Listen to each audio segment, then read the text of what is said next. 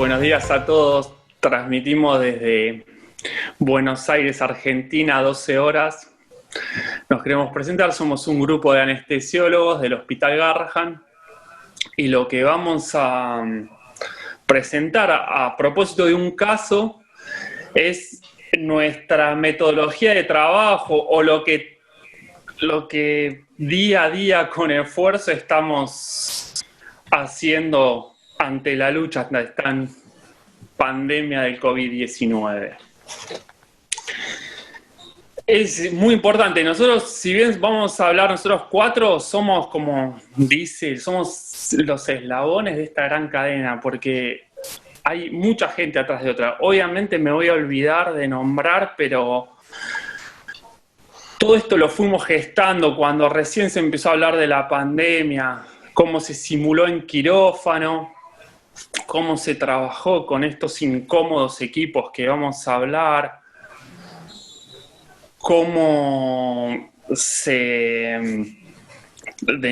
cómo en quirófano fuimos tratando de ponernos en situación y trabajar en esto. Fue el aporte de muchas empresas, cómo nos brindaron equipos, cómo nos fueron, como este estudio Bonta, la gente de Bahía Blanca, cómo nos fue guiando, recomendando a utilizar equipos y bueno, solo tenemos palabras de agradecimiento. La Asociación de Anestesia, estuvo, cómo compartió sus videos, una red de anestesiólogos que se fundó para hablar, comentar sobre experiencias, novedades, casos. Bueno, todo eso hizo que llegáramos a poder desarrollar esta tarea, cómo se fueron diagramando cosas en quirófano. Después no me quiero adelantar a la doctora Jaigorowski, pero bueno, no quiero dejar de nombrar a todos, seguramente me olvido de gente. Bueno, y todo esto se desarrolla con un caso clínico. Un niño de 3 años del interior del país, previamente sano, presenta un cuadro de fotofobia con cefalea en su lugar de origen, ¿no? Luego se agrega inestabilidad en la marcha, con lateralización a la derecha, todo eso referido por los padres y los médicos de referencia de esa provincia de origen. Bueno, se realizan laboratorios con resultados normales. El chico había tenido un episodio febril, se interpreta con una miositis relacionada a ese cuadro, tenía fauces eritematosas y se interpreta como ese cuadro y se trata con antibiótico.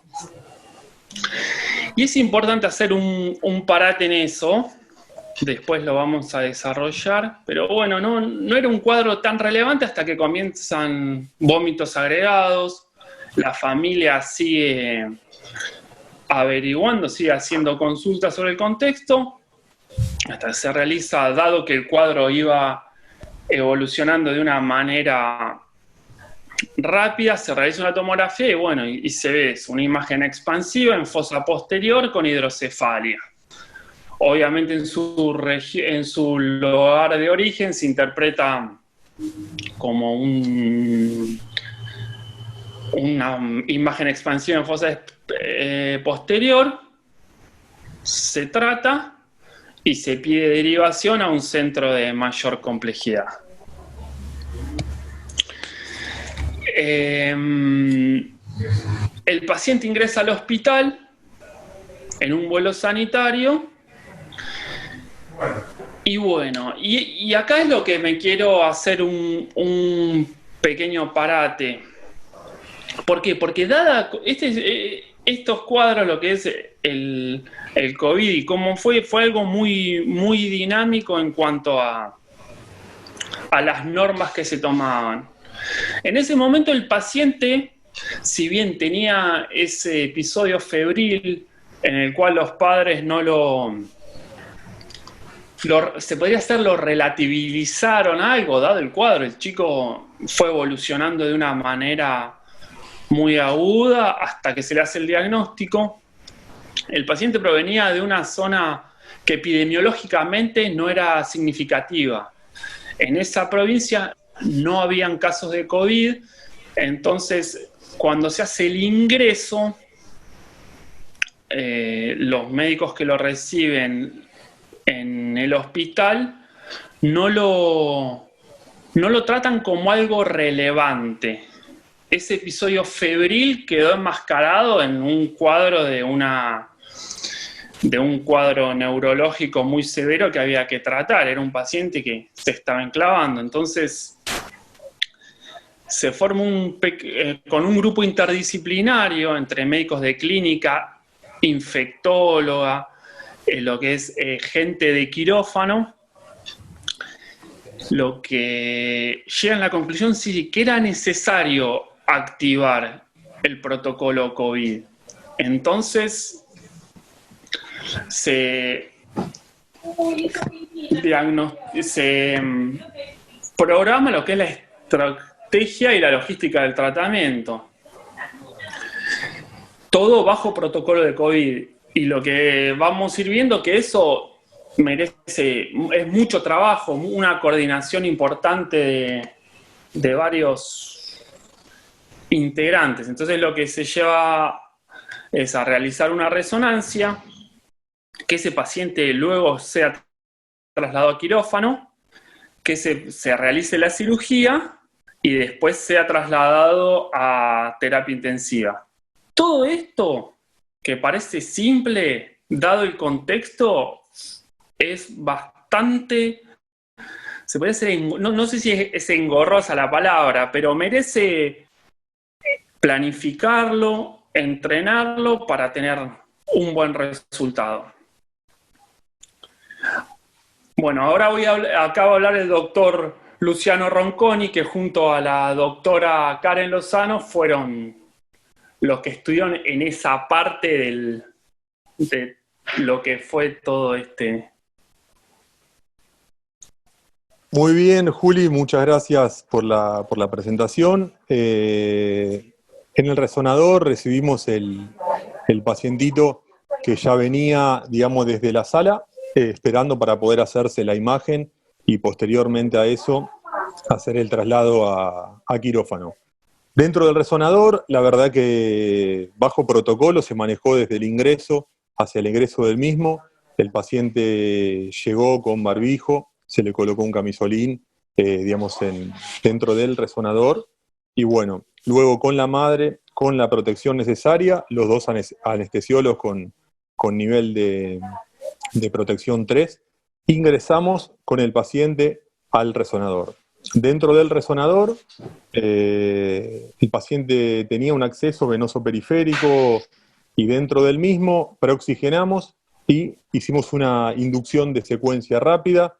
Al paciente siempre lo colocamos dentro de la aerosol box para estar más protegidos nosotros. Solamente estuvimos los dos anestesiólogos durante el procedimiento de preoxigenación e intubación. La intubación a través de la aerosol box dentro del resonador es un poquito más dificultosa que hacerlo en quirófano, debido a que en el resonador está uno hacia un lateral y no está hacia posterior de la cabecera del paciente. Pero bueno, no hubo ningún inconveniente en ese sentido. Se pudo intubar sin problemas, se colocaron las protecciones y filtros que por protocolo se realizan por el hospital y también, digamos, según lo dice en ARBA también. Después de eso, como el paciente era con sospecha y se activó el protocolo por sospecha de COVID, realizamos el hisopado de nasal y de fauces. La verdad que la aerosol box en ese sentido nos resultó muy útil. El acrílico permitía tener una visión perfecta sobre la cara del paciente, y la verdad es que se realizó el hisopado, el médico que lo realizó lo hizo hacia un lateral y podía instrumentar desde hacia adelante de la cabecera del aerosol box, y la verdad es que te permite hacer un hisopado de una manera muy segura. Luego eso, un anestesiólogo se descambió y se colocó afuera del resonador, y otro se quedó durante todo el procedimiento dentro del mismo. Una vez que Luciano, se realizó... Sí.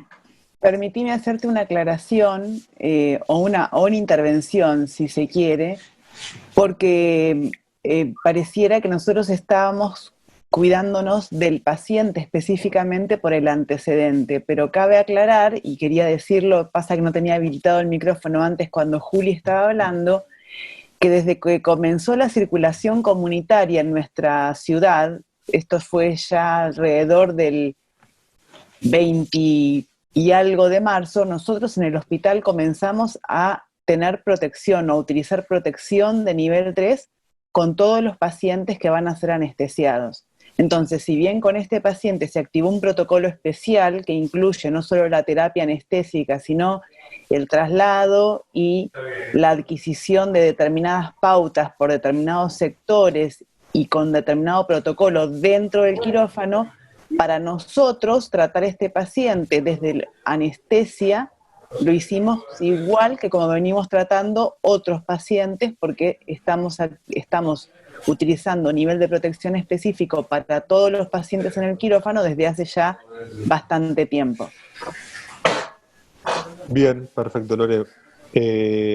Con respecto después de la imagen, se realizó una resonancia de cerebro y columna cervical, sin y con contraste. La duración aproximada fue entre 60 y 70 minutos. Finalizado el procedimiento, se activó el protocolo de transporte, o sea, desde el sector de imágenes hacia el sector de centro quirúrgico destinado para la cirugía. La verdad es que se pudo funcionar de una manera espectacular, la verdad que muy bien, bajo el protocolo, estuvo todo muy bien normatizado. El paciente, digamos, con el filtro, el ambú, se colocó, digamos, un soporte a la camilla que permite poner un nylon, y la verdad que eso tiene, digamos, el fin de poder ventilar al paciente y poder verlo, bueno, además del monitor. Así como se ven las imágenes, iniciamos el traslado con la doctora Lozano y un camillero. El traslado, la verdad es que fue regulado por el personal de seguridad, impidiendo que ninguna persona que no haya estado protegida o que no esté protegida para tal fin pueda acercarse al paciente. Cerraron absolutamente todos los ingresos al pasillo central del hospital, y asimismo solamente nosotros, solamente pudimos desarrollar todo el pasillo central del hospital hacia el centro quirúrgico. Utilizamos el ingreso destinado para el área COVID, y así ingresamos hacia el quirófano, donde 2 anestesiólogos nos estaban esperando para tomar el paciente e iniciar a posterior la cirugía. Ni bien, digamos, el paciente lo pasamos de camilla, se conecta al respirador, y los 2 anestesiólogos que estuvieron en el servicio de imágenes con la realización de la resonancia magnética, fuera del quirófano se sacan los equipos de protección personal, también bajo protocolo y guiados con una persona a través del checklist, impidiendo que se genere ningún error y contagio de los mismos. Bueno, y ya ahí iniciaríamos lo que sería la cirugía. Bueno, entonces dentro de quirófano lo que hubo que organizarse en 4 ítems atípicos a lo que se venía trabajando de otra manera, que fue la preparación del quirófano, con la preparación del equipo quirúrgico, preparación del instrumental, cómo se aborda el paciente y el desarrollo de la cirugía. Bueno, en cuanto a la preparación del equipo, iban a haber 2 anestesiólogos con equipo de protección personal de grado 3. Iba a haber un técnico de anestesia, pero en un área de transición, que lo voy a mostrar una foto, 2 instrumentadoras quirúrgicas, una circulante volante en el área de transición que vamos a hacer, que es algo que no se utilizaba previo al COVID, y lo cual es fundamental, y bueno, y el equipo de los 2 neurocirujanos. En cuanto a los 2 anestesiólogos, como mostramos ahí, es con grado 3, con todo el equipamiento, que después vamos a hacer hincapié cómo cambia la dinámica del quirófano, cómo cambian los tiempos, y una técnica de anestesia, como ves, en el área de transición. Ese área de transición es la que conecta el quirófano con los pasillos, lo cual ella va a estar ahí supervisando ese tema. Lugar que va a estar compartido con la circulante volante. Bueno, como dijimos, ese equipo quirúrgico, ese fue el equipo del día. Y bueno, y vamos a hablar de lo que es la preparación del equipo, del equipamiento y del instrumental. El quirófano, justo el carecer de presión negativa y EPA, era un quirófano sin aire acondicionado.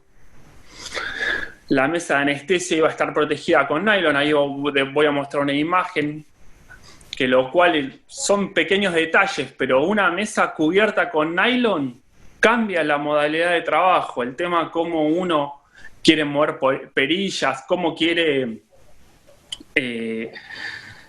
setear la mesa. Parecen cosas banales, pero en ese momento, si uno no lo practicó, no lo tuvo en mente, son cosas que van a surgir. Por eso vamos a hacer hincapié fundamental lo que es la práctica, lo que es familiarizarse con el nuevo equipamiento.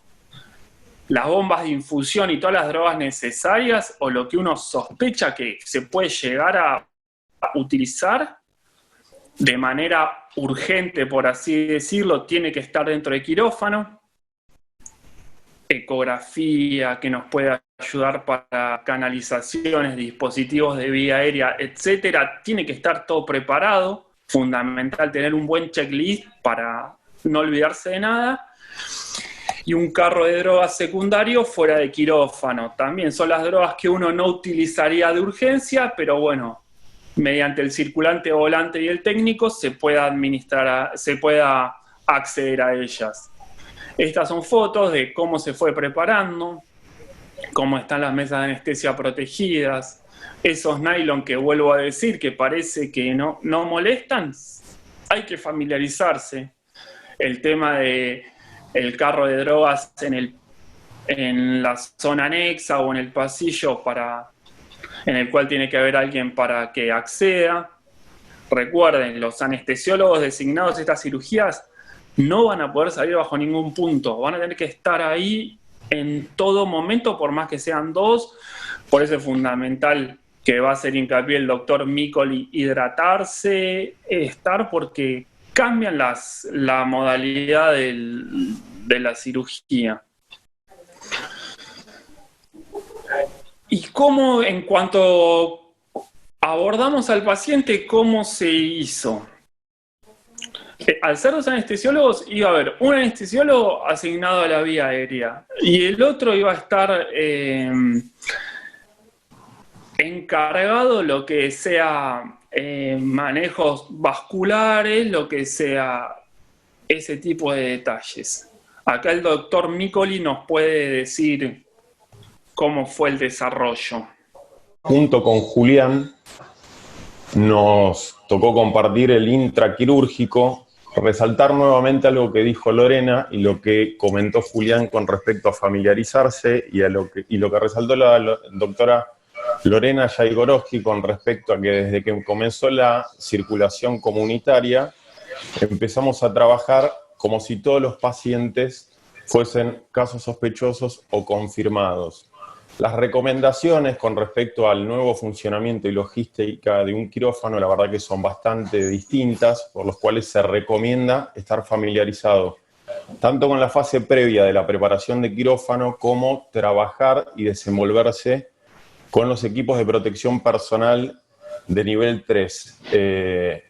Colocar los accesos periféricos, un catéter arterial y manipular la vía aérea con los equipos de protección número 3, con 2 pares de guantes, máscara facial, antiparras, máscaras protectoras especiales o barbijos N95, la verdad que es bastante difícil, y teniendo en cuenta las dimensiones y proporciones de un paciente pediátrico, es bastante más complejo o más engorroso de lo que uno viene acostumbrado a trabajar. Por suerte nosotros a quirófano, a través del doctor Ronconi, el paciente ya venía con la vía aérea instrumentada. Teníamos una dificultad que era que en el resonador el tubo endotraqueal que usaron era un tubo común, pero para el intraquirúrgico necesitábamos un tubo espiralado por la posición en decúbito prono, en una cirugía prolongada donde se sabe que el tubo endotraqueal común se calienta, se humedece, muchas veces se acoda y es muy difícil acceder a la vía aérea durante el intraquirúrgico, con lo cual necesitábamos hacer un cambio de tubo endotraqueal. Se sabe que la exposición a la... Sí. No, que en eso la no utilización en un primer término del tubo espiralado era porque la imagen no era posible desarrollar una imagen. Sí, es imposible, distorsión de imagen. En el resonador. Claro. Exacto. Como decía, necesitábamos hacer el recambio de tubo y se sabe que la exposición a la vía aérea, tanto en la intubación como en la extubación o la ventilación del paciente, son las fases donde mayor aerosolización y riesgo de contagio hay y mayor carga viral se exponen los anestesiólogos, los terapistas o los emergentólogos, digamos, son las 3 especialidades que están en la primera línea de batalla más expuestos y con más riesgo de contraer una enfermedad grave por la carga viral a la que se exponen. Con lo cual lo que hicimos fue conectar primero que nada al paciente al respirador con el tubo que traía.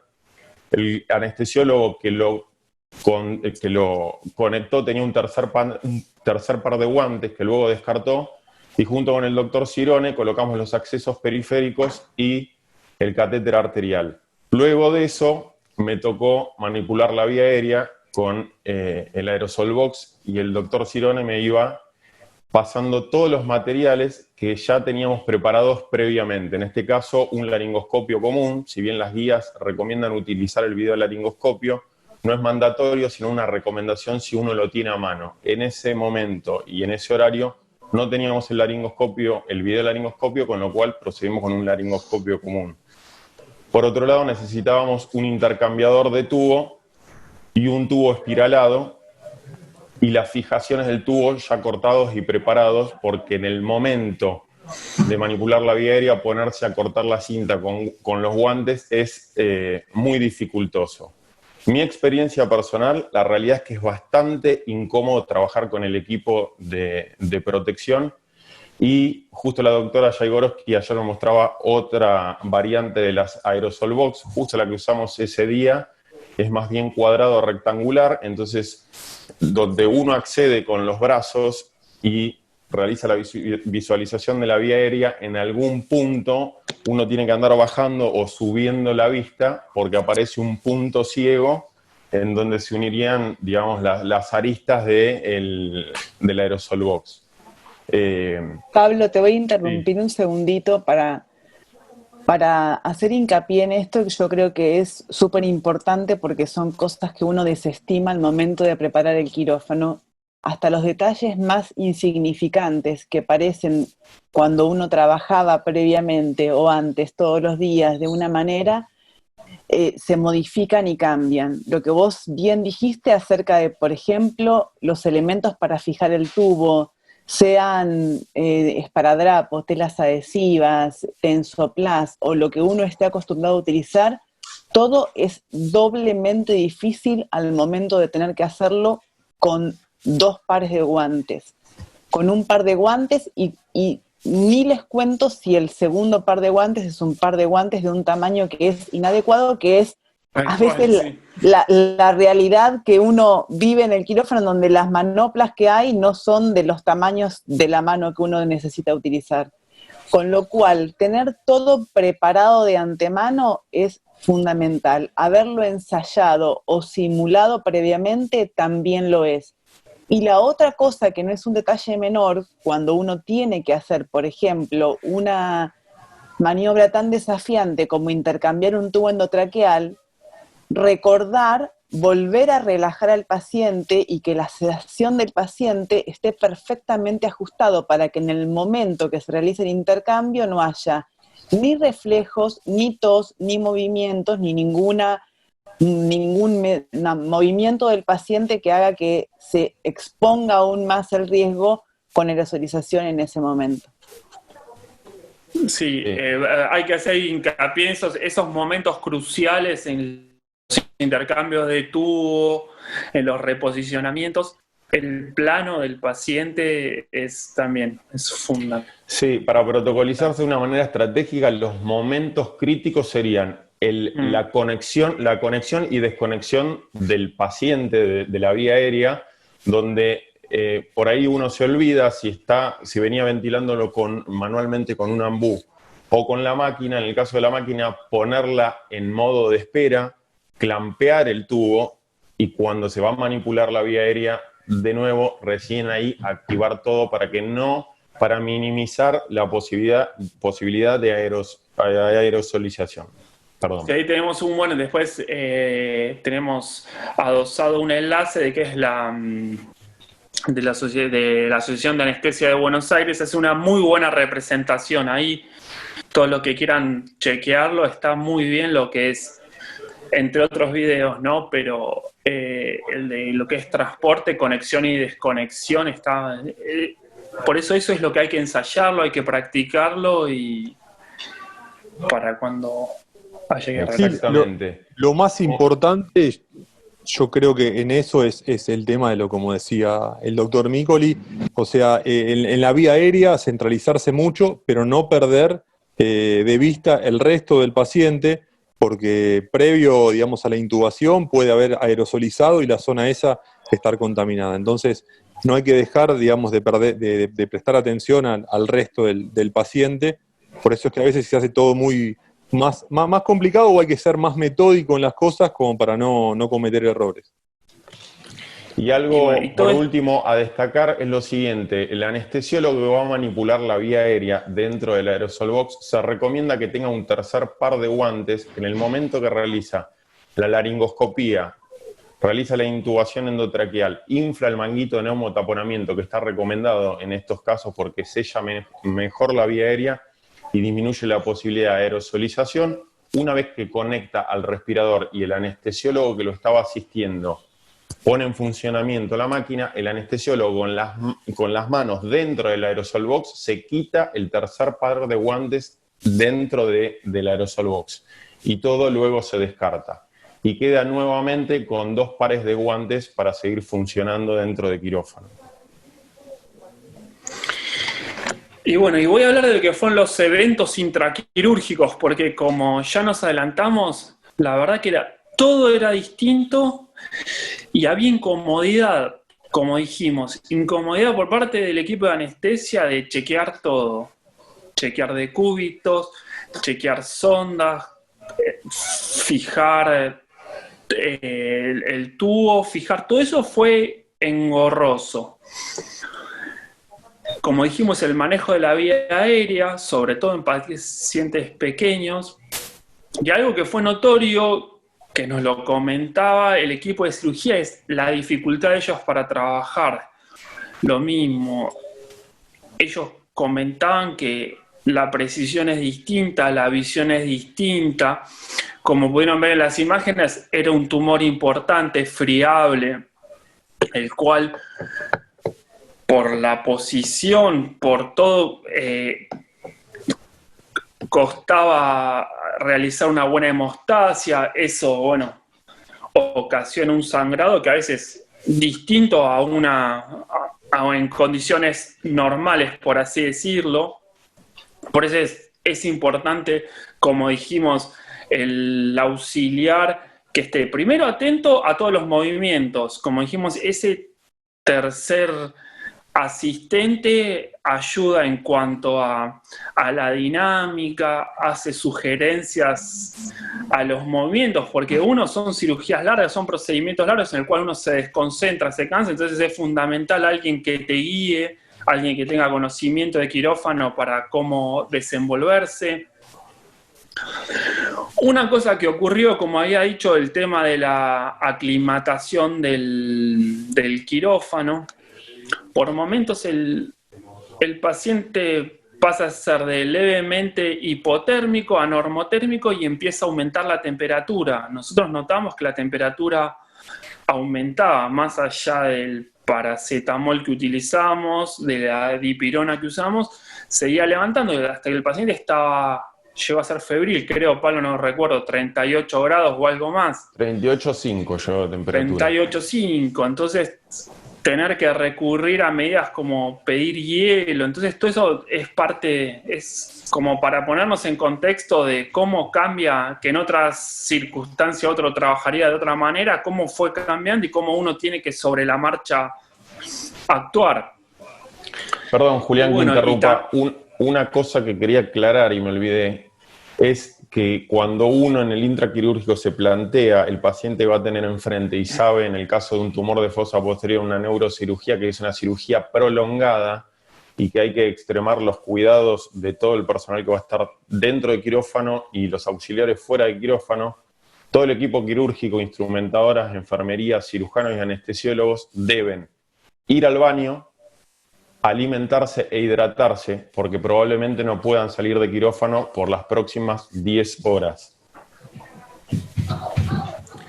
Entonces, como decíamos, es fundamental, pero vamos a ser repetitivos, pero estar lo más familiarizado con esta situación o con este cuadro va a ser lo mejor para realizar esto satisfactoriamente. Sí, lo que tiene esto, que hay que estar, o sea, además de todo, digamos, de protegernos nosotros, de proteger al paciente y de proteger a nuestros compañeros que trabajan con nosotros, no podemos dejar de restarle importancia a la cirugía. O sea, nosotros estamos hablando ahora de todo el contexto, pero, digamos, el fin era la cirugía, o sea, nos estamos preparando para la cirugía. Entonces, hay que tener mucho cuidado de cuando intubamos, cuando colocamos un acceso venoso periférico, central o arterial, o movilizamos el paciente, de proteger todo, pero además no perder de vista el paciente en su fin. O sea, porque si no lo que pasa es que hay veces que con todo este contexto se termina a veces perdiendo el paciente.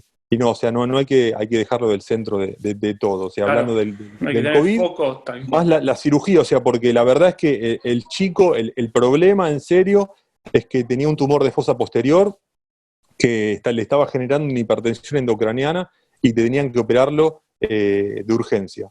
Y a partir de ahí es como que se enmascara todo y no hay que perder de fin que ese era el paciente. La cirugía es una cirugía grande, es complicada, es riesgosa. Entonces todo eso juega en la cabeza de la persona que está ahí adentro también. Y bueno, y finalizada la cirugía, que fueron 6 o 7 horas, no recuerdo. Nosotros, como habíamos dicho, era un paciente con sospecha de COVID, pero todavía no teníamos resultados de nada. Previa comunicación con terapia intensiva, ellos lo que preferían, dada la cirugía, dado el tipo de tumor, que el paciente continúe ventilado, más allá que a pesar de esos episodios de inestabilidad hemodinámica y sangrado, el paciente, todo el equipo quirúrgico estaba muy conforme con lo que fue la cirugía. Se decide que el paciente continúe ventilado. Entonces, el paso siguiente era planificar el traslado desde quirófano hacia el área de cuidados intensivos pediátricos. Entonces, acá el doctor Micoli va a comentar cómo fue. Sí, finalizado el acto quirúrgico, digamos, más o menos media hora antes de que finalice el acto quirúrgico, lo más importante para un traslado de paciente UCI en un paciente sospechoso o un caso confirmado es, una vez activado el protocolo COVID, se necesita una coordinación estricta con todos los sectores, con el sector de camilleros, con el sector de UCI, de la terapia pediátrica, porque tanto los médicos como los enfermeros, como las habitaciones especiales que tienen para estos pacientes, la habitación está preparada con antelación, pero sí la colocación del equipo de protección de todo el personal de salud de la terapia intensiva se les avisa media hora antes.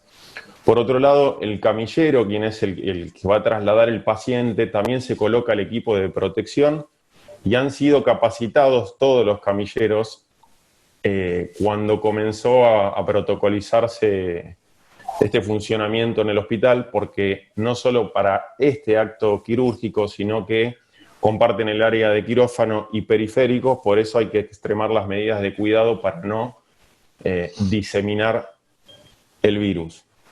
Ahí en la imagen se puede ver, es un ejemplo de un paciente que va a ser trasladado y cómo el camillero tiene un equipo de protección grado 2. En el caso del intraquirúrgico, Julián fue el encargado, el doctor Cirone fue el encargado de el reposicionamiento del paciente, pasar del decúbito prono al decúbito dorsal, optimizar las vías para que no sea engorroso tanto el traspaso de camilla como el traslado del paciente, con lo cual de todos los accesos venosos que habíamos utilizado, estos accesos venosos quedaron intermitentes, al igual que el catéter arterial. Se protegió el paciente con un nylon.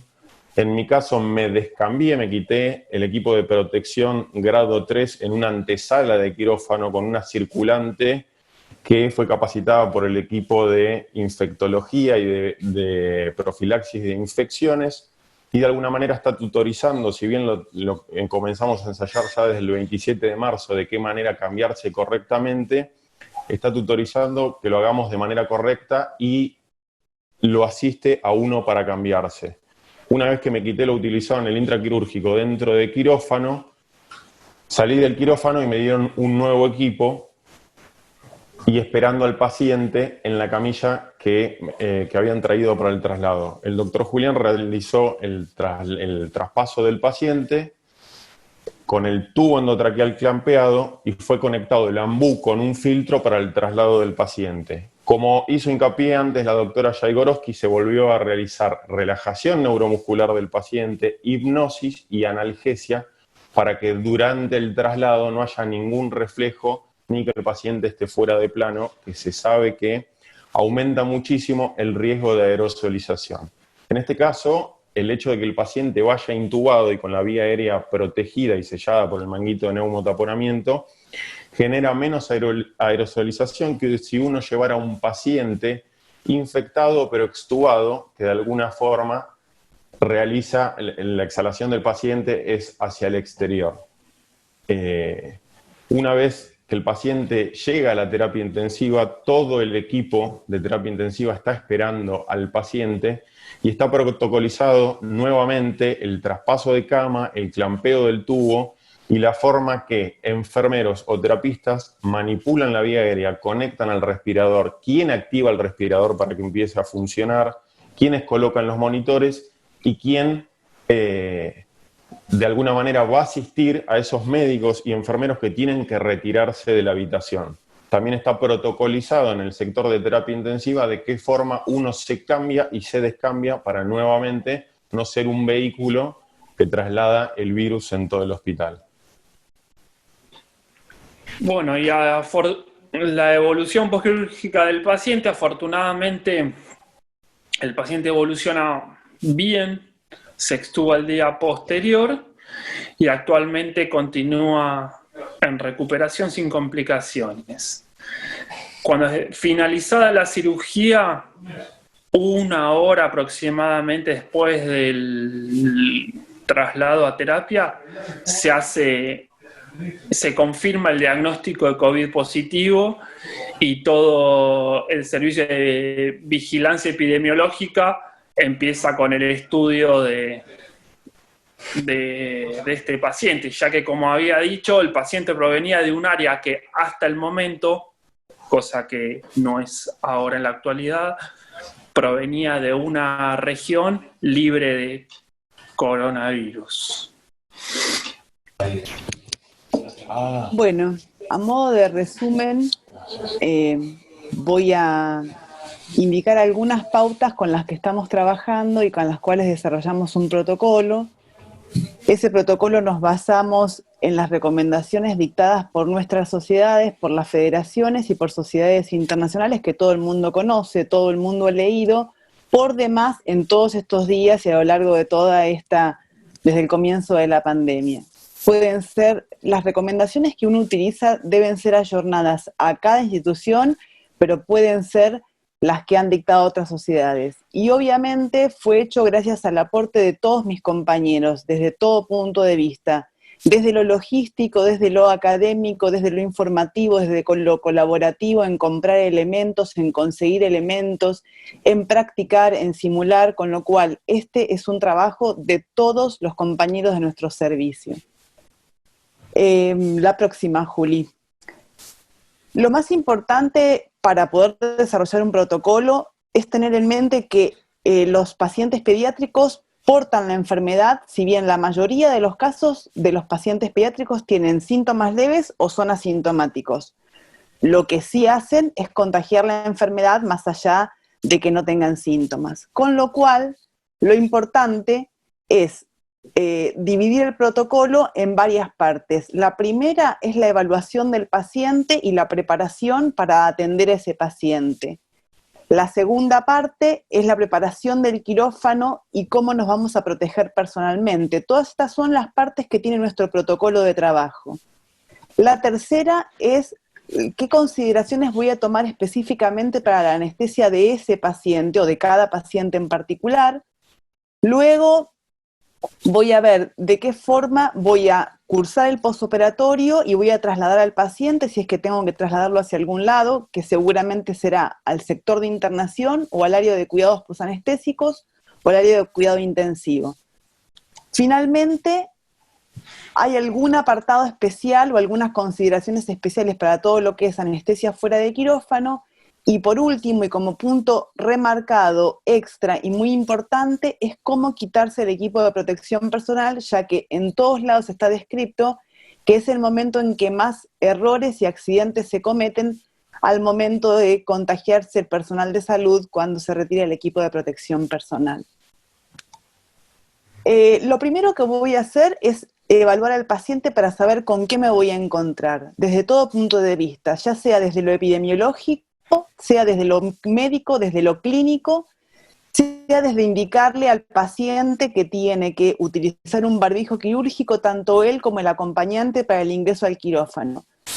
Quiero resaltar y quiero decir que para todo esto, para generar un protocolo de trabajo y para poder trabajar en forma protocolizada, valga la redundancia, es necesario contar con el apoyo del personal del quirófano, con todo el personal del quirófano e involucrar a todos los actores de la atención del paciente, desde los que organizan la actividad hasta los que limpian el quirófano, con lo cual cada uno de los integrantes del sector de salud debe estar involucrado y debe ser consciente de la ocurrencia de este protocolo y de todos los que se desarrollan dentro de un mismo área para que todo el mundo hable el mismo idioma, trabaje de forma mancomunada.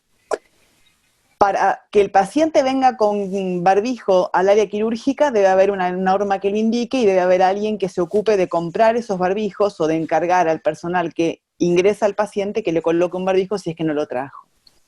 Una vez que uno evalúa al paciente, lo más importante que nosotros vimos o que resaltamos es que probablemente, a diferencia de cómo lo hacemos habitualmente, o algunos lo hacen de rutina, pero no todos, es premedicar al paciente para tratar de disminuir la diseminación de aerosoles al momento de la inducción.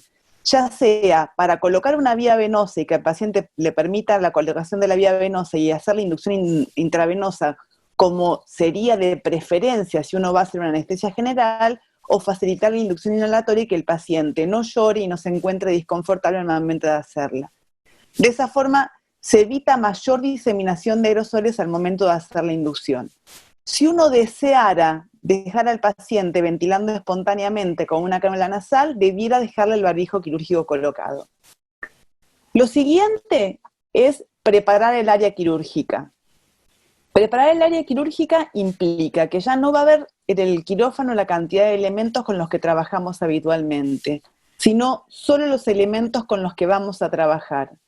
Deberemos tener preparado el equipo de protección personal. Si querés, dale un clic, Juli, porque va a aparecer un círculo en donde tendremos las cosas preparadas para el equipo de protección personal, sea en el área dentro del quirófano o en un área destinada a tal fin próxima al quirófano, para que después de hacer la preparación del quirófano el anestesiólogo pueda cambiarse de acuerdo a protocolo y después sí iniciar el tratamiento con el paciente.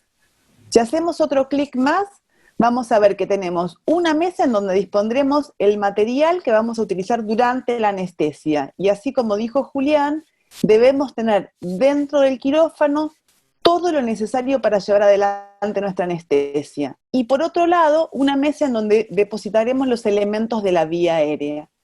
Esa mesa donde depositaremos los elementos de la vía aérea puede tener un color distintivo. En esta imagen, que era el quirófano donde se iba a simular un procedimiento, en el día que hicimos las simulaciones, no tiene un color distintivo, pero actualmente estamos colocando una bolsa roja, una bandeja con un decontaminante, y estamos dejando los elementos que utilizamos en la vía aérea, máscara, cánulas orofaringias, laringoscopios, ramas de laringoscopios, intercambiadores, mandriles o lo necesario para instrumentar la vía aérea en ese sector, y lo cubrimos después o tratamos de dejarlo no accesible para que no se diseminen los virus que en mayor cantidad van a contaminar los elementos de manejo de la vía aérea. Como ven también en la imagen, las mesas de quirófano, como dijo Julián, y las bombas de infusión, así como todos los dispositivos que utilicemos y el mobiliario del quirófano, deberían estar cubiertos con algún tipo de plástico que permita o la fácil decontaminación o la remoción del plástico para que después el aparato no quede contaminado. Es fundamental entrenar al personal de limpieza para que decontamine todo: las camillas, los pies de suero, los palos, todas las superficies que nosotros tocamos. Fíjense que también siempre hay disponible varios contenedores para residuos, porque es importante tener a mano contenedores para no producir ni salpicaduras ni desparramar basura por el quirófano, para que no se produzca o para que se produzca la menor contaminación posible. Vamos a la siguiente. Hay varios artículos que recomiendan el manejo dentro del quirófano, y entre ellos un artículo muy interesante acerca del manejo de la vía aérea pediátrica. Lo que recomiendan estos autores, en realidad es un consejo de autores, un conjunto de autores que hicieron unas guías de procedimientos basadas en lo que ya conocían de otras infecciones, dado que la rapidez con la que se generó la diseminación de la enfermedad en forma mundial no dio tiempo a que la evidencia dejara constancia de qué es lo que está pasando por esta enfermedad. Con lo cual se tomaron guías basadas en la experiencia, en el sentido común y en otras publicaciones. Que básicamente, la próxima, Juli, si querés, lo que dicen es que tenemos que tener varias recomendaciones, que quiero remarcar solo las más importantes.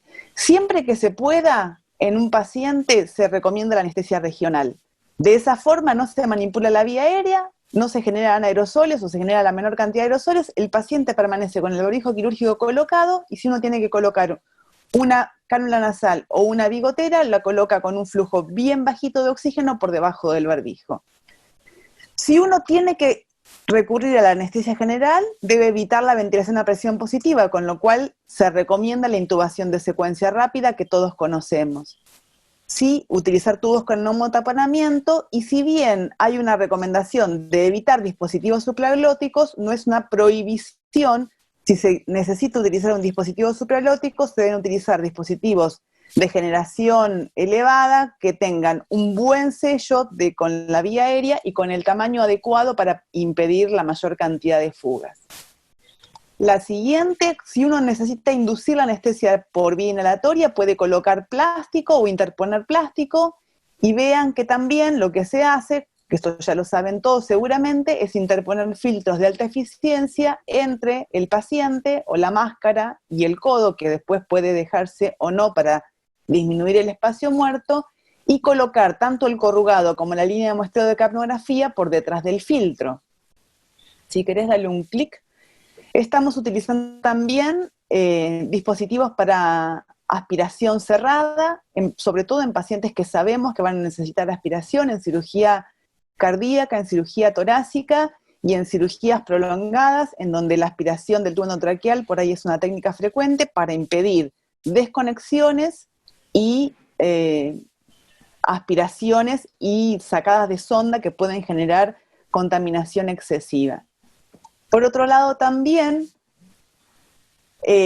una de las partes del protocolo incluía el traslado. Dentro del traslado puede ser o al área de recuperación, aunque si el paciente lo amerita, puede ser recuperado dentro del quirófano, o está sugerido que se recupere dentro del quirófano en la mayoría de los protocolos, y trasladar directamente al área de internación. Si por algún motivo el paciente debe necesitar un cuidado postoperatorio prolongado o especial y debe acceder al área de recuperación, las personas que atienden al paciente con sospecha baja, porque si el paciente tiene sospecha alta o está confirmado, debe ir a un sector especial de internación, deben ser los contactos para contaminación de gota o para contaminación, aislamiento de contacto, como un camisolín, guantes, un barbijo y protección ocular. Si el paciente debe ser trasladado a unidad de cuidado intensivo, todas las medidas que describió antes Pablo deben ser tenidas en cuenta y estaban muy bien documentadas en las fotos que mostraron.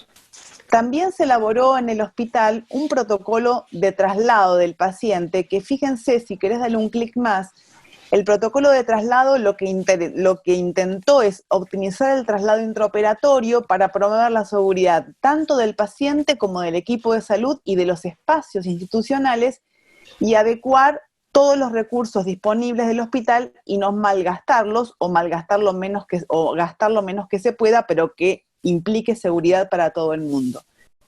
Para todo esto también se trabajó con el área de clínica médica y de terapia intensiva, y se ideó una forma de trasladar al paciente. Sí, pásala, Juli. Es una forma de trasladar al paciente y ver qué nivel de protección tiene cada integrante del equipo de traslado, que lo dijo Pablo previamente respecto del paciente que está confirmado, respecto del paciente que no está confirmado, solo aislamiento de contacto es suficiente, y el paciente cuando sale del quirófano obviamente tiene que estar calmo, tranquilo, con una buena analgesia. El paciente que llora y que grita y que está disconfortable es un paciente que disemina virus, con lo cual ese paciente, si está calmo y tranquilo, confortable, se le puede colocar un barbijo quirúrgico y trasladarlo al sector de internación o al área de cuidado intensivo. ¿Qué precauciones tienen que tener el resto de los integrantes del equipo quirúrgico? Bueno, la mayoría de los documentos hablan de que se pueden producir aerosolización de partículas no solamente con el manejo de la vía aérea, si bien los manejos que están involucrados con la vía aérea son los que mayor cantidad de partículas diseminan, hay otras intervenciones en el paciente que pueden diseminar partículas, y si bien no está del todo documentado, se sospecha que así puede ser, con lo cual la cirugía, las laparotomías, las laparoscopías, las cirugías en donde hay utilización de elementos de alta velocidad para perforar, drilar y demás, se consideran con diseminación de aerosoles, con lo cual todo el personal debe estar protegido con el mismo equipo de protección personal. Para esto, un buen manejo del quirófano y una buena cabeza en el manejo del quirófano es fundamental para cuidar a todo el personal, y por suerte nosotros contamos con alguien que se está ocupando bastante de este tema y que nos apoya tanto a nosotros en el seguimiento de nuestro protocolo como para que todo el personal del quirófano esté cuidado. Estoy hablando de la doctora Bailes, que seguro nos está escuchando y a la que quiero agradecer públicamente. Respecto del área de resonancia, hay algunas publicaciones acerca de esta pandemia, de las cuales la más interesante es esta que les traigo, y la van a encontrar en el artículo que se transmite a continuación de esta imagen, y es las guías de la Sociedad de Resonancia Cardiovascular, en donde está bien especificado en una gráfica qué elementos de seguridad debo yo tener en cuenta para poder hacer anestesia fuera del quirófano. Puede ser aplicado a otros sectores de anestesia fuera del quirófano. Primero, espaciar los turnos y evitar que los pacientes que esperan, si es que esperan fuera de ese área, tengan contacto, o tratar de separarlos con una distancia específica. Espaciar los turnos para permitir la limpieza del área. Entre 30 minutos y 1 hora, se dice, de acuerdo al paciente y a los procedimientos que generé.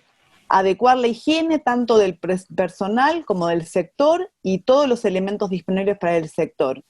Y además disminuir la cantidad de personas que circulan tanto en las áreas de estancia común como dentro del sector, así como también instrumentar medidas adecuadas para que todas las superficies, el mobiliario y los objetos que circundan tanto al paciente como al equipamiento puedan ser decontaminados adecuadamente. Creo que con esta diapositiva ya termino, y creo que si no hay nadie que quiera hacer una intervención de mis compañeros, quedamos abiertos a las preguntas que quiera hacer la Quisiera hacer una audiencia. intervención, Lore. Claro, por supuesto, Pablo. Muy importante, si vieron las diapositivas de Lorena, algo a resaltar, dijo que siempre que se pueda se prefiere la anestesia regional, y por otro lado que en el momento que termina una cirugía de un paciente sospechoso o un paciente confirmado, es muy importante que el chico esté tranquilo y confortable. Dos cosas para decir. En esto vamos a tener que extremar la vigilancia, sobre todo el anestesiólogo, por lo siguiente. Un paciente tranquilo y confortable, digamos, en las dosis de medicación y en la vigilancia estricta que vamos a tener que tener, no está muy lejos de ser un chico o un paciente que puede llegar a hipoventilar o a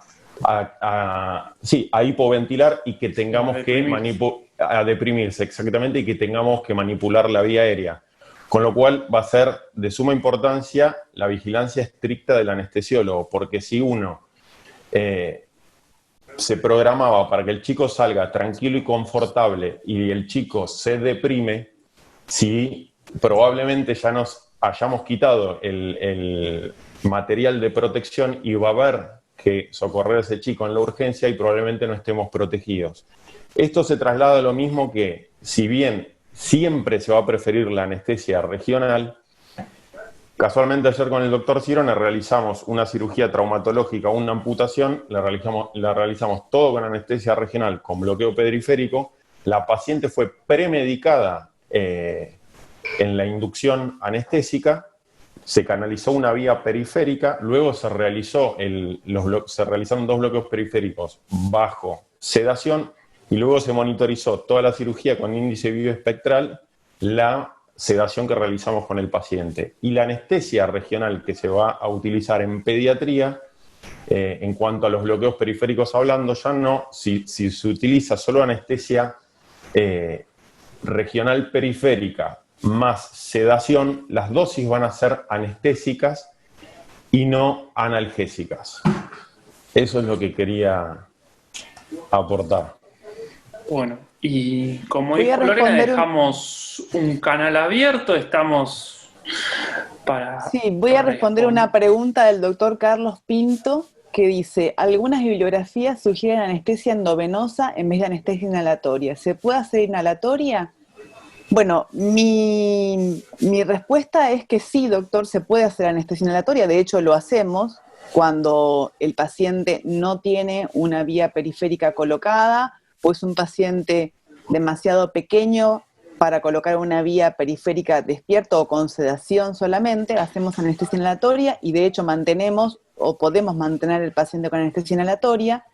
La anestesia intravenosa está sugerida y recomendada a efectos de evitar la tos, evitar la emesis o introducir una cuota de valor antiemético que tiene la anestesia intravenosa respecto de la anestesia inhalatoria y evitar el disconfort y el delirio posoperatorio. Pero no es que está ni perimida, ni abolida, ni desrecomendada la anestesia inhalatoria. Pero uno puede comenzar con anestesia inhalatoria y seguir con anestesia endovenosa si quisiera. Pero sí es verdad que la anestesia endovenosa tal vez sería preferible a la inhalatoria en estos casos por todo lo que dije.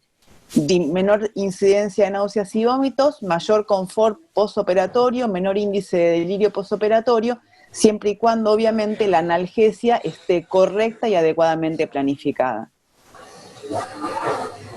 Doctora, ahí te leo una pregunta que te dice, si es difícil teniendo asistentes, ¿se imaginan en los hospitales que no hay asistente? Es una pesadilla. Sí, había leído, es una reflexión en voz alta más que una pregunta. Lo que yo quería decirle cuando leí esa reflexión es que un asistente no necesariamente tiene que ser un técnico de anestesia, sería ideal que fuese otro anestesiólogo, pero también puede ser una enfermera entrenada, una circulante bien entrenada, una enfermera de quirófano. Es fundamental que el anestesiólogo trabaje con otra persona. No necesariamente, o sea, es ideal que fuese otro anestesiólogo, claramente. Pero si no, cualquier persona que conozca el manejo o que esté mínimamente entrenada en el manejo es fundamental, porque uno va a tener que hacer cosas que impliquen gran contaminación e inmediatamente otras, y si no tiene alguien que lo asista, va a contaminar todo lo que está alrededor de lo que uno va tocando. Hay otra pregunta acá, perdón, sí, dale, Juli. Claro, no, muy bien, como dice Lorena, todos los que estamos en este webinar, en esta charla, también trabajamos en otros lados y notamos cómo es las diferentes metodologías, pero lo que hay que hacer hincapié es que dentro de la medida uno se tiene que empoderar y tiene que insistir y trabajar sobre una correcta metodología de trabajo. Tiene que entrenarse. Yo cuento una pequeñísima anécdota.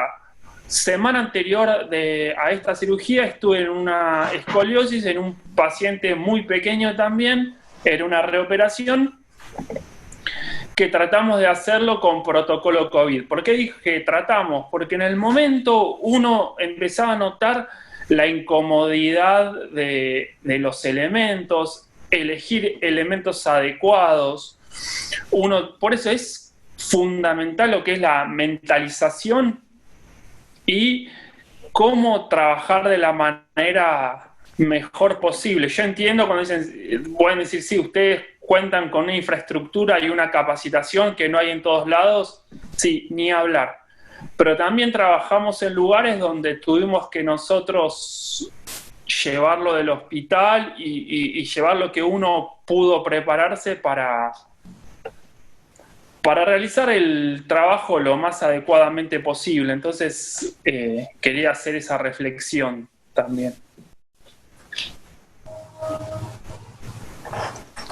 Juli, hay otras preguntas ahí. Una pregunta, no sé si quiere contestar Pablo. Dice si utilizamos circuito circular o utilizamos Jackson-Rees. Si querés ir contestándole, Pablo, o querés que le conteste yo.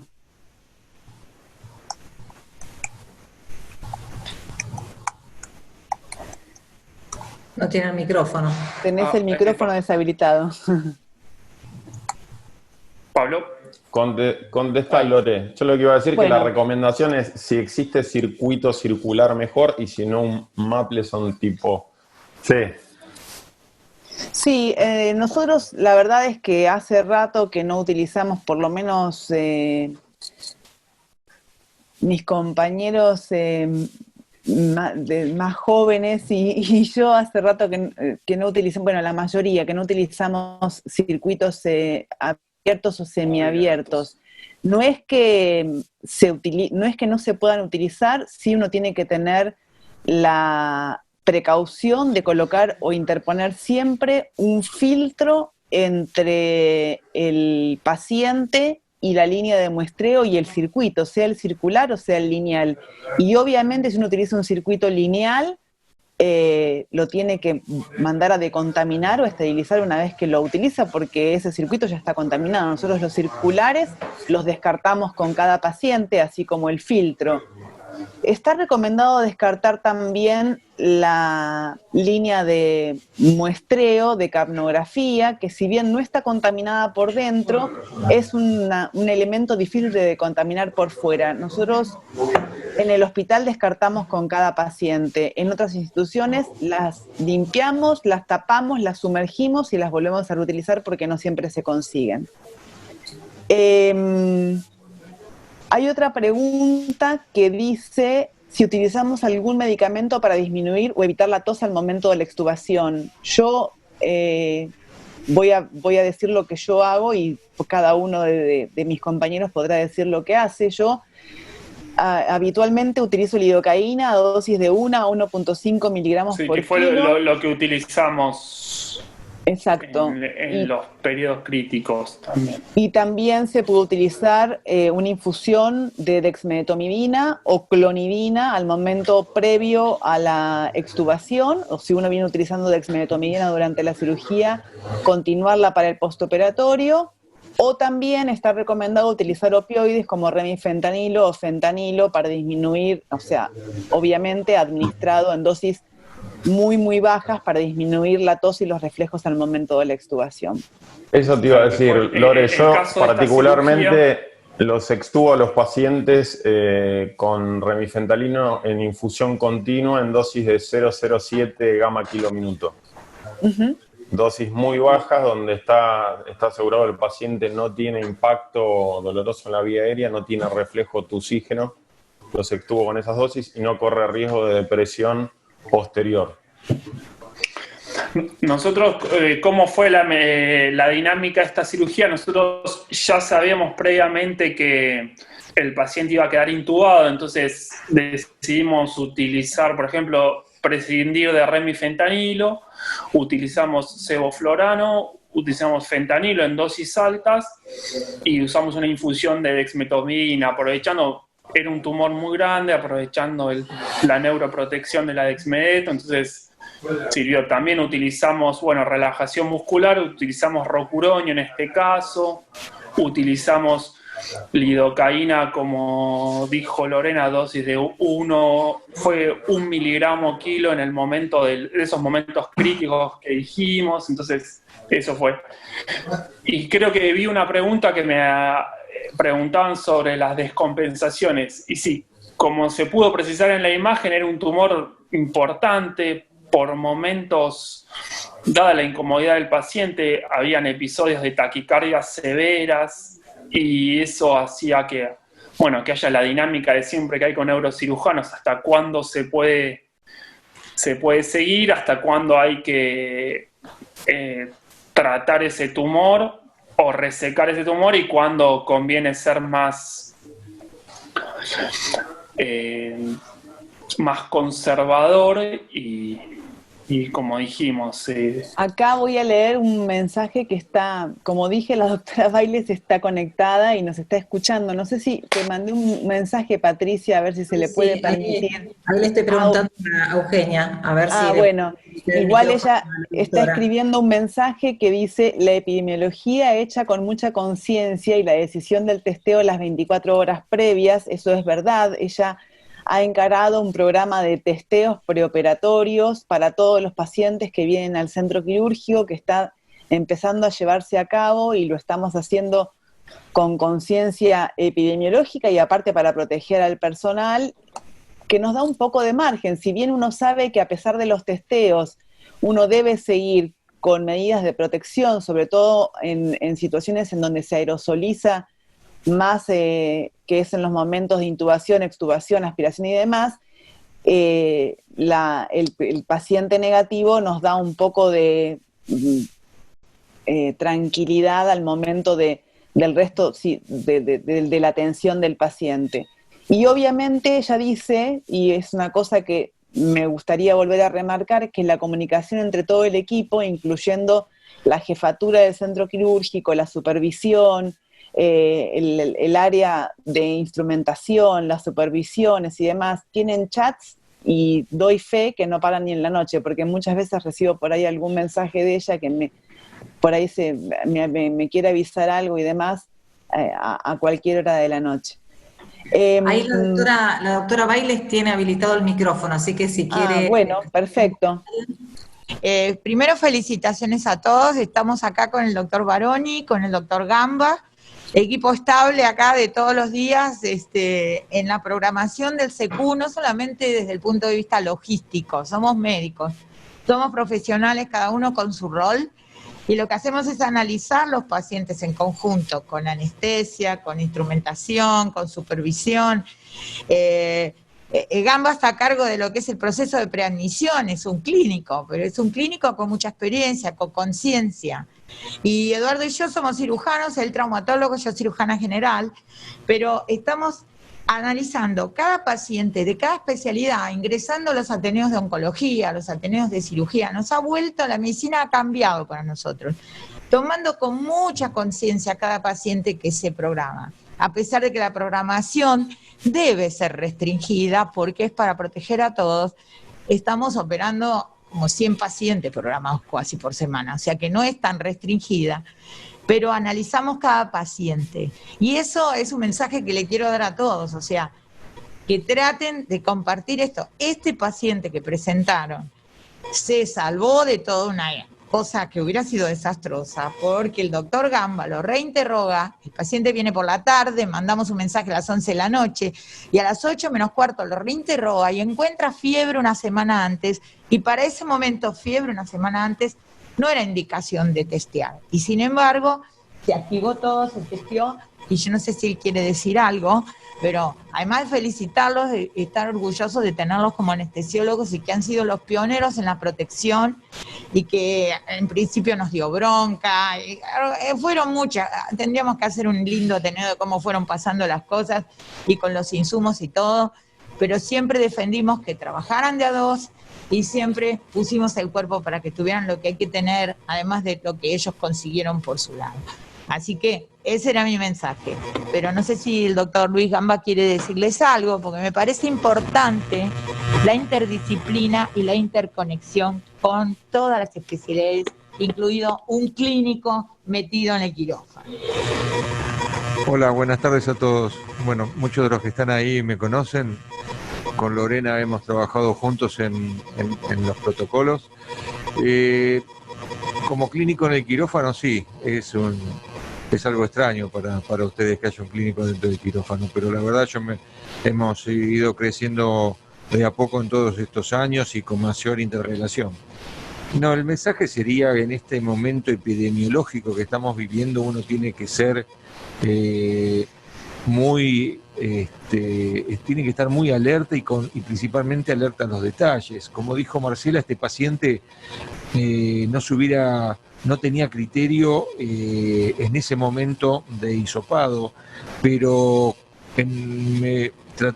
yo siempre trato de ubicarme en el tiempo y espacio de cuando sucede el evento del paciente, y este paciente había hecho fiebre con una odinofagia entre 8 y 9 días atrás, pero había un antecedente que el padre era guardiacárcel. No nos olvidemos que son tanto en las cárceles como en los geriátricos es donde más hay circulación interna por ser comunidades cerradas. Con esta situación consulté con la jefatura de infectología y estuvieron de acuerdo de que este paciente había que testearlo. Y así fue todo el proceso que dio positivo. Y me gustaría decir algo más, porque acaba de llegar otro paciente como ejemplo de Misiones y con un tumor cerebral ayer a la noche. El tema es el siguiente. En el informe venía como, esto para enseñanza para todos, venía que que el genoma COVID-19 no había sido detectado. Ahora bien, no solamente basta que diga que el genoma no ha sido detectado, lo que tiene que especificar en un informe para estar tranquilos de la negatividad es qué gen fue testeado. Hay diferentes tipos de gen, pero principalmente el gen E y el gen N negativo, eso sí da una tranquilidad de negatividad con mayor contundencia. Bueno, estos son ejemplos que uno va viviendo y bueno, agradecer el apoyo también del servicio de anestesiología. Bueno. Otro de los doctores, no sé si estás leyendo, Lorena, el doctor Rodrigo Guirín, les pregunta cómo realizan el retiro del plástico que recubre la mesa de anestesia para evitar el efecto bandera que se puede provocar. Hola, Rodrigo. La retirada del plástico que recubre la mesa de anestesia siempre se hace enrollándolo con la parte que tiene contacto con el aire o que es lo que está contaminado, siempre que tiene que quedar hacia adentro, desde abajo hacia arriba, o sea, uno va recogiendo el plástico desde abajo hacia arriba, no sacándolo así, desplegándolo por encima de la mesa de anestesia, enrollándolo y tratando de llevar dejar toda la parte que queda contaminada hacia adentro y sacándolo desde abajo hacia arriba y desenroscándolo hacia atrás.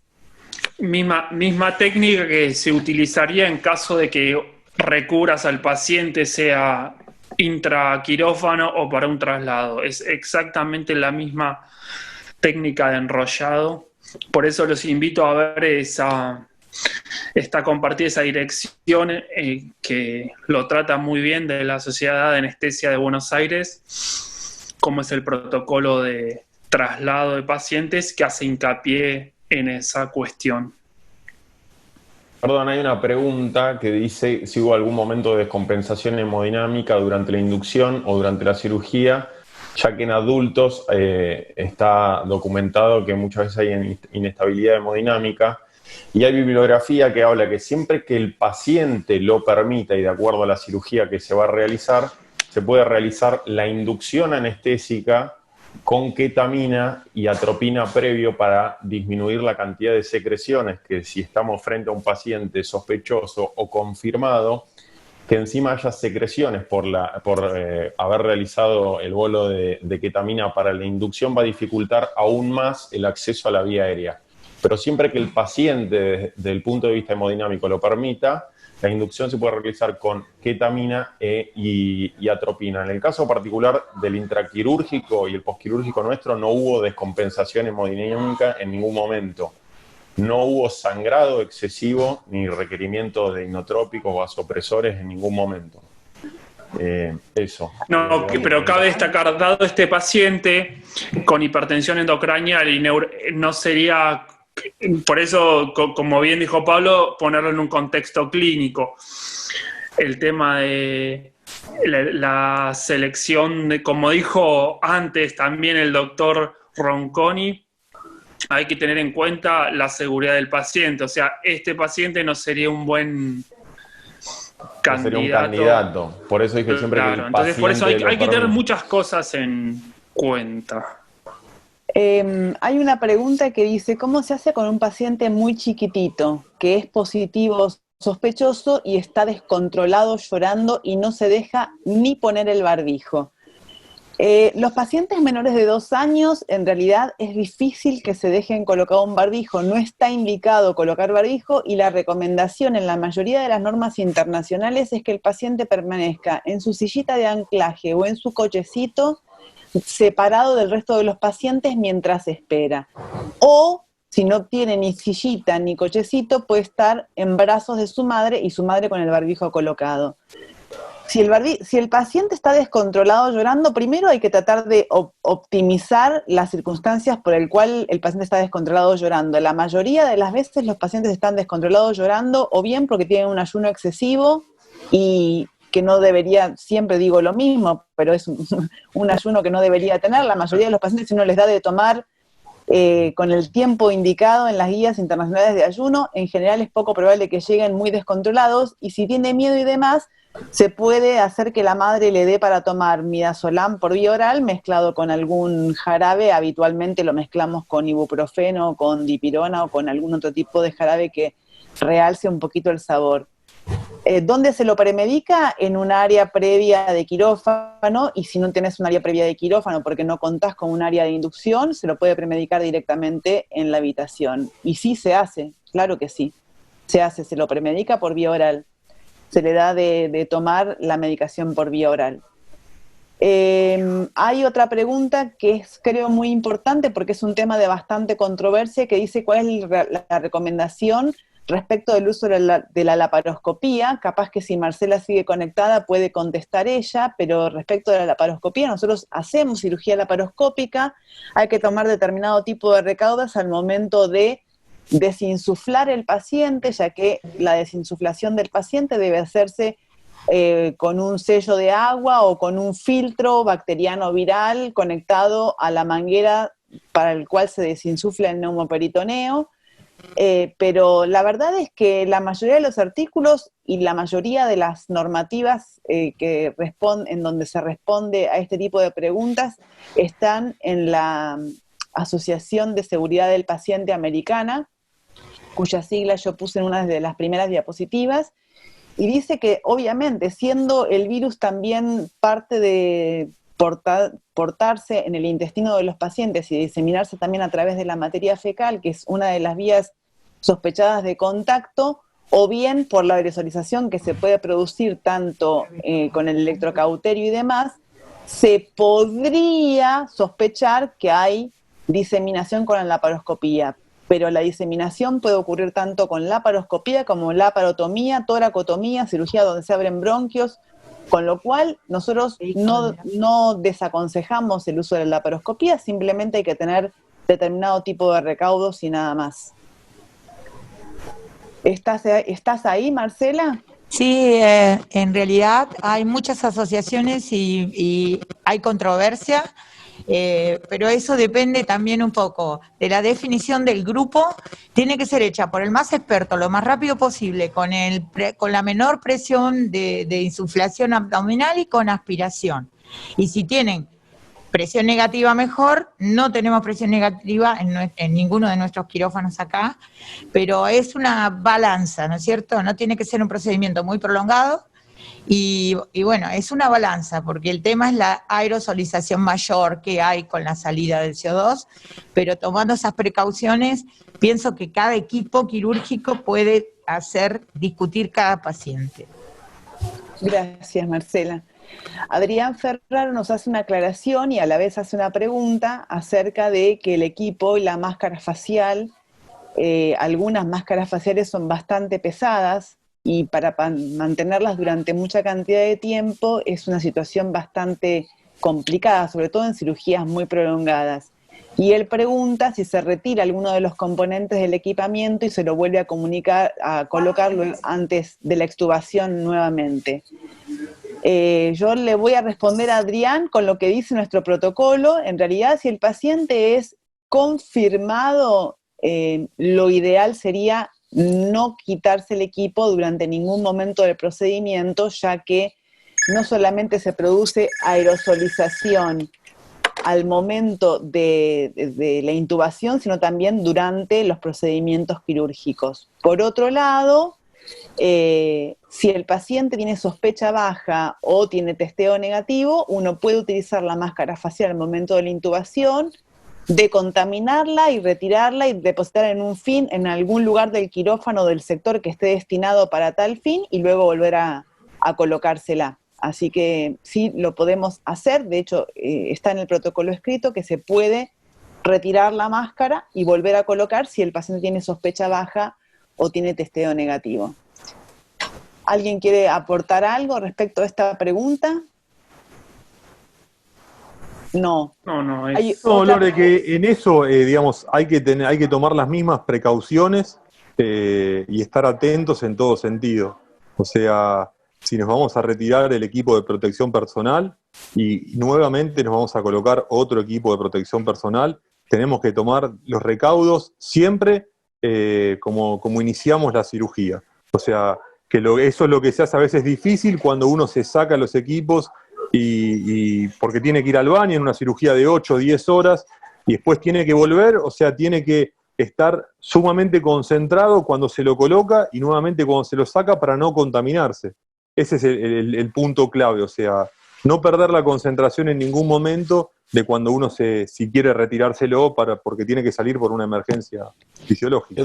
Y otra cosa muy importante, Lucho, no solo el hecho de que esté bien protocolizado y entrenado de qué forma uno se cambia y se descambia por el tema del contagio, sino la optimización de recursos.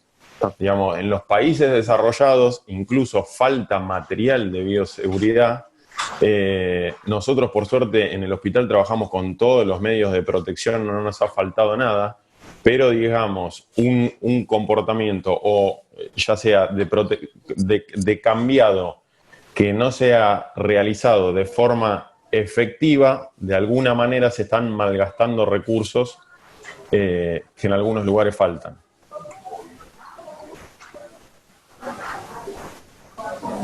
Hay otra pregunta que dice si utilizamos succinilcolina y otra que dice si utilizamos etomidato.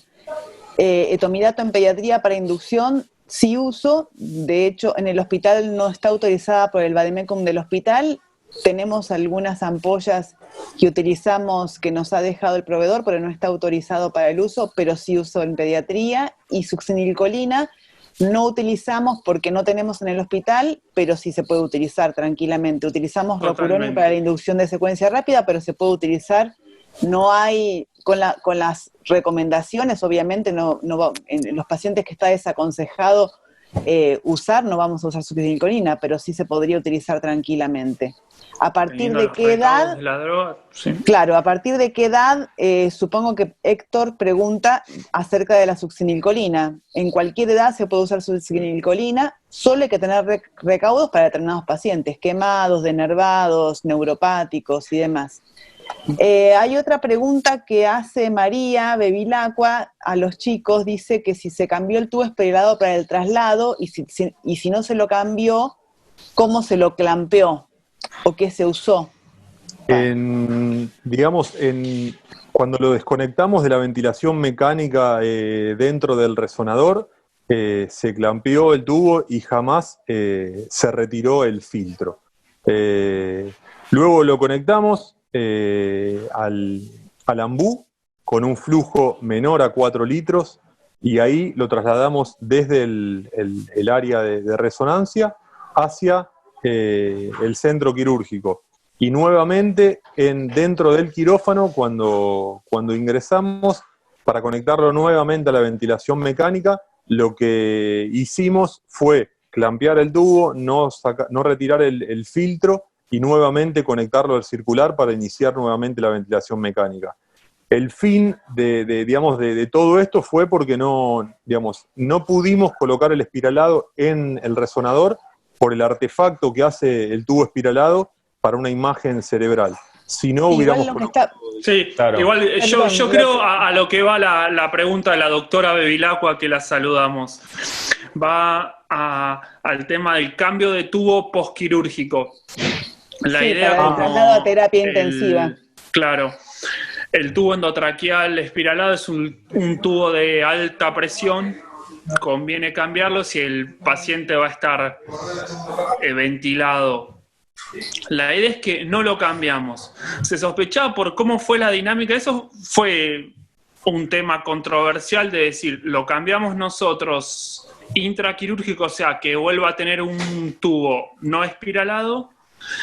Pero bueno, decidimos que no, que iba a ir a terapia con el tubo espiralado. Perdón, Julián, igualmente... Obviamente cuando uno utiliza el dispositivo no logra clampearlo del todo, pero bueno, todos los pasajes se hacen con filtro y un nylon, entonces tratamos de, en la medida de lo posible... Claro, si el filtro queda colocado no habría necesidad de clampear el tubo. En realidad sabemos siempre que la pinza... No iba a clampear efectivamente, pero ya tener si uno hace las desconexiones con el filtro conectado, no debería clampear el tubo. exactamente. El tubo no se cambió igualmente porque fue consensuado con terapia intensiva. Claro. El paciente en el postquirúrgico clínicamente estaba en condiciones óptimas para ser extubado. Se consensuó con Inclusive terapia perdón, los intensiva. neurocirujanos querían que se lo extude. extubemos.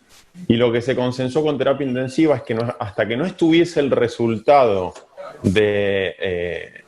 del hisopado, nos pidieron que por favor no extubemos al paciente y que no era necesario que cambiáramos el tubo espiralado por un tubo común, porque cuando tuviesen el resultado del hisopado, como las condiciones clínicas del paciente permitían la extubación, la iban a realizar ellos.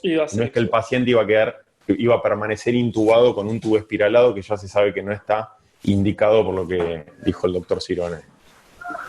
Acá otra pregunta dice, sí. Sí, para todas aquellas personas que no pudieron escuchar la charla, esta charla la pueden escuchar nuevamente por YouTube o si no en la página de la empresa que es www.tecnoimagen.com.ar/educación. Así que para todas aquellas personas que no pudieron llegar a verla, no se preocupen porque la van a poder volver a ver.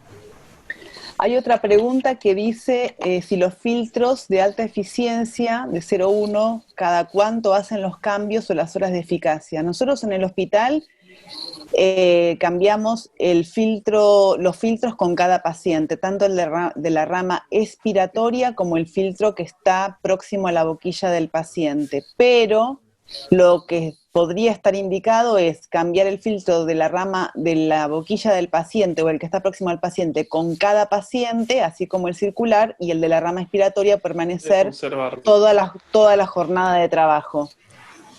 Y cambiarlo al final de la jornada de trabajo o hacia el otro día.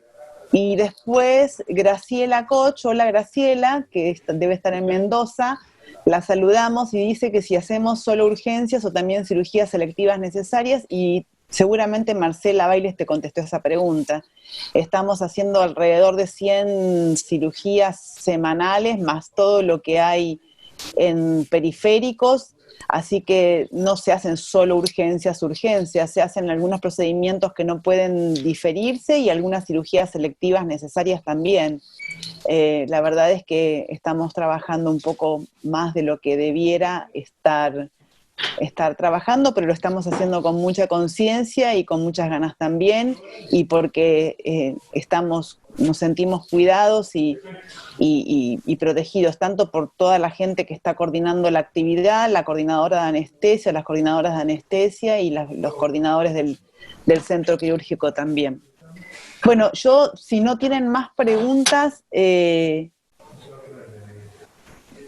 Julio dice, los filtros son los mismos de la rama expiratoria que los del tubo ENI y depende del tamaño del paciente, Julio. Si el paciente es lo suficientemente, el de la rama ENI lo elegimos de acuerdo al tamaño. Hay pacientes para neonatales y demás, los más pequeños, y se cambian con cada paciente. Los de la rama expiratoria son los filtros, los otros, los universales, y los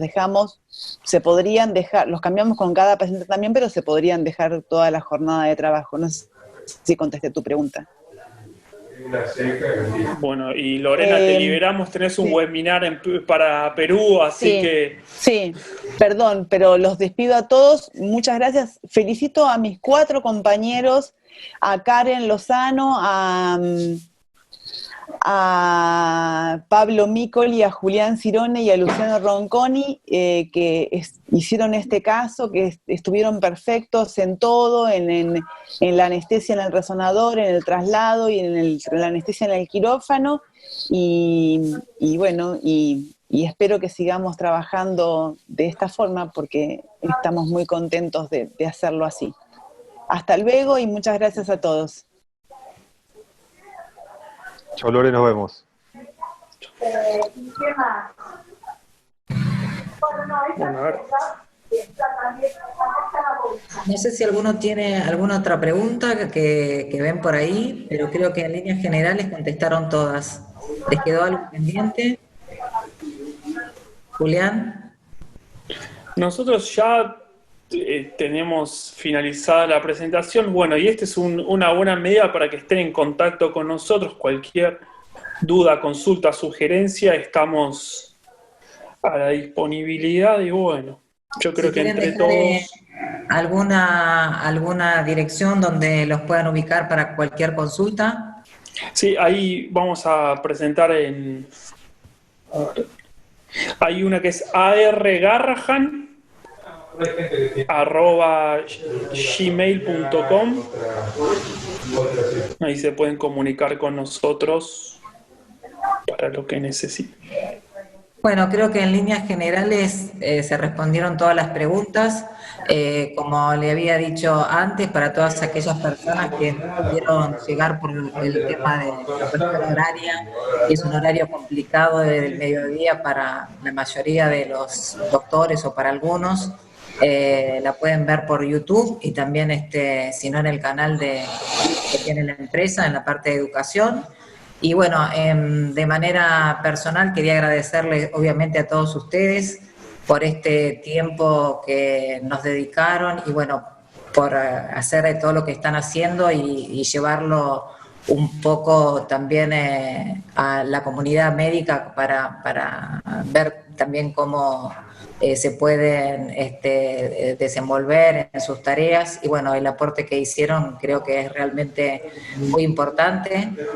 Y bueno, agradecerles a los 4 por este tiempo que nos dedicaron y bueno, cualquier consulta seguiremos en contacto. Julián, muchas gracias por tu buena predisposición, como siempre, por llevar siempre la propuesta desde el momento que te contactamos, siempre buena predisposición y bueno, obviamente para todos le hago extensivo mis agradecimientos a todos ustedes y bueno, cualquier consulta seguiremos en contacto. Muy bien, muchas gracias y muchas gracias también a todos los que estuvieron presentes en la charla. La verdad es que con esto se aprende día a día y bueno, este es un aprendizaje para nosotros también y que lo podamos compartir con todos ustedes. Gracias a todos. Bueno, adiós. Vale, Adiós. nos vemos. Nos vemos la próxima.